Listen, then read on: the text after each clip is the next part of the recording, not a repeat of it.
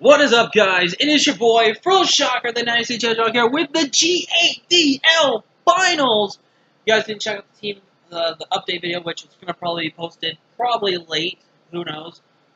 But I talked about G8DL, and the league's not dead. It's just that we haven't had players finish games, and we haven't had players commit to games, so it's just all that stuff. But we are here for the finals because by technical default, we have made it to finals due to our opponent, AZ Joni, wherever you say his name. Sadly, they never contacted us, so therefore, and it was voted on, I'm going to say it right now, it was voted on, but we are officially moving into playoffs based on majority vote. If it didn't, I would have faced Jake, and I would have loved to face Jake, but majority vote came in, and I think people majority voted for us to go straight to the finals because, one, they probably want to redraft. Two, they probably just want to get the season done with for right now. Stuff like that. But we're here. We're going to be facing Jimmy, and Jimmy, in my opinion, made an impressive comeback since, the big thing and all that stuff. Jimmy was kind of in a position like me where you were kind of just fighting for your spot, and then he beat Lady, and then went and got into it, man. He won the game. He was able to get that last seed, basically, and it was a close nail-biter right there. But enough to talk about that. Let's go into this matchup.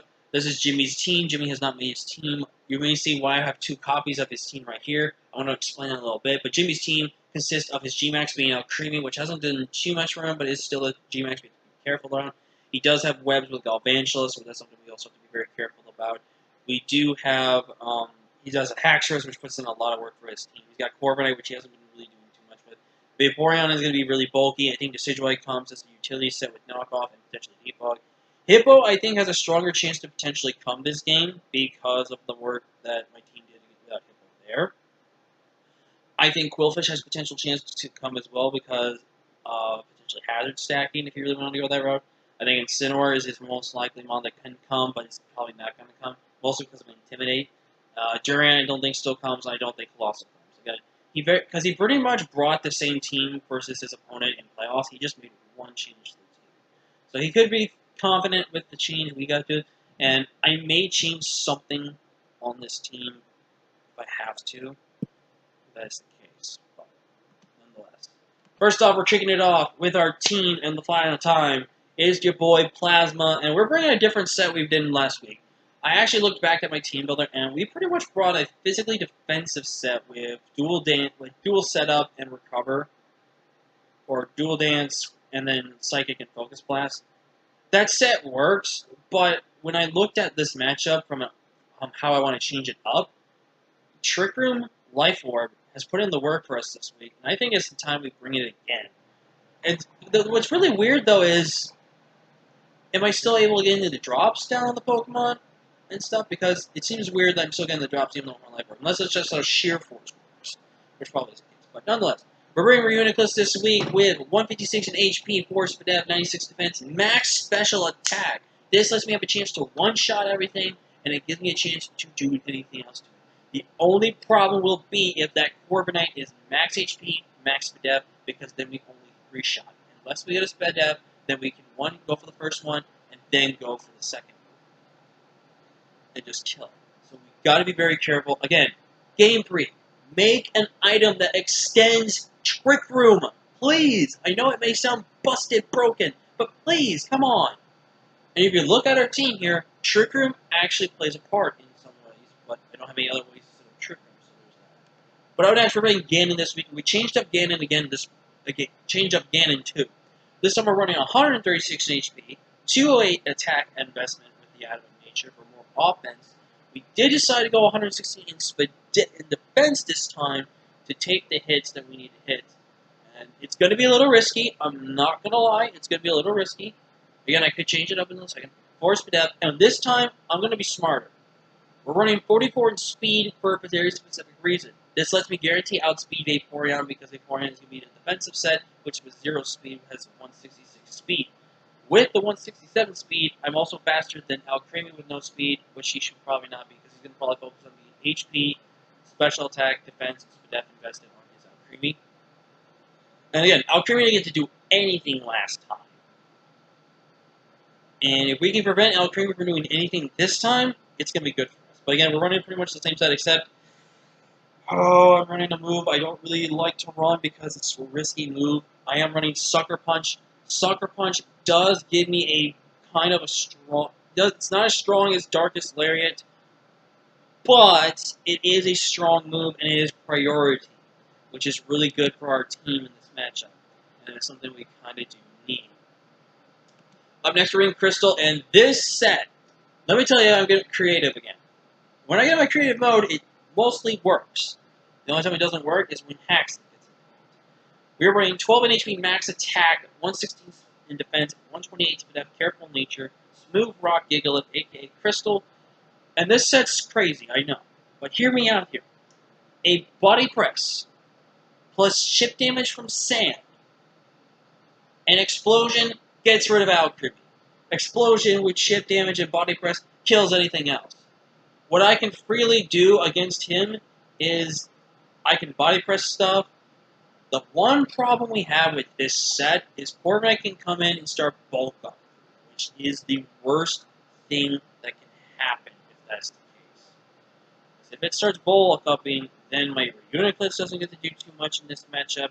My Sky can't do that much, which you'll see later on, and my Drampa doesn't get to do anything as much. So if I have to, I will explode and go into anything I can that takes the hit and then just kill it back. But again, I can just spam body press. I can just spam body press, and because if he tries to bulk up and then roost, then he gets destroyed by body press himself because he'll go into a steel type. Even Galvantula will take almost about 50% from +2 body press. And the worst that Galvantula does is Thunderbolts me. And if it's got Energy Ball, which I don't think it's got, but it could have. Nonetheless, Gigalith really can put in some chip damage what we need. X Control. We are running the same X Control set again because if he does choose to bring that Corviknight set, Rock Slide 2 shots after his Sword Stance. Guaranteed. 136 HP, max attack, 120 speed, the same speed stat. I think this is pretty much the same stat we ran a little bit, except we didn't go any HP investment. But we are making sure we are bashing that Haxorus still. Again, I am semi-pressured in most of this game to click to get either Almond out of here or to be able to click Sword Stance and then click the button to attack them.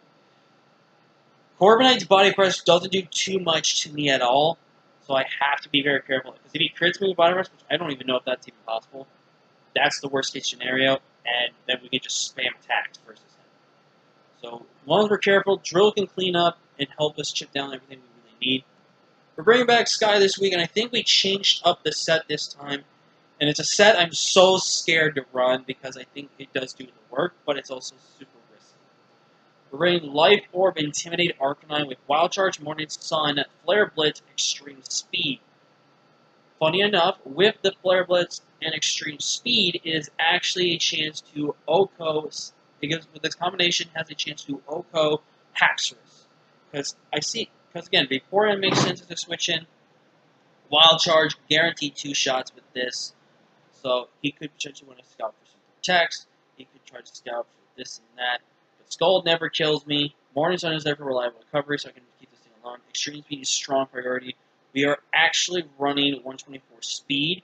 This lets me guarantee outspeed max speed Corviknight if he tries to run a power trip set and he wants like max speed and go for the agility to outspeed certain things in my team. Just so I can outspeed that thing naturally and then just be able to knock it off with a Flare Blitz. So that's where the 132 in HP is just for bulk. And we're bringing back Drampa. And throughout this season, I don't think we ever brought Mudsdale. We brought him on top to maybe 1 or 2 games. And that's about it. Yeah, that's kind of sad. But it is what it is. And Rotom I don't think really came except for 1 or 2 games as well. These mons have been the main ones because they just put in the most work for this team. But this is only Drampa's second appearance. And Drampa just did the work last week. Picked up 3 kills in that previous match with Jimmy. Now this set is really crazy, but it really can work. What we do is we run Roost, Light Screen, Hyper Voice, Fire Blast. Max HP, Max Special Attack, Force for Death, Weakness Policy. I know it's weird, but if we get the Berserk going with the Weakness Policy and get the Light Screen up, I can handle that Alcremie easily. Because the Hyper Voice because if I get a Light Screen up, Hyper Voice, and then Weakness Policy, I can kill it in its G-Max. That's been the team, guys. Tune in for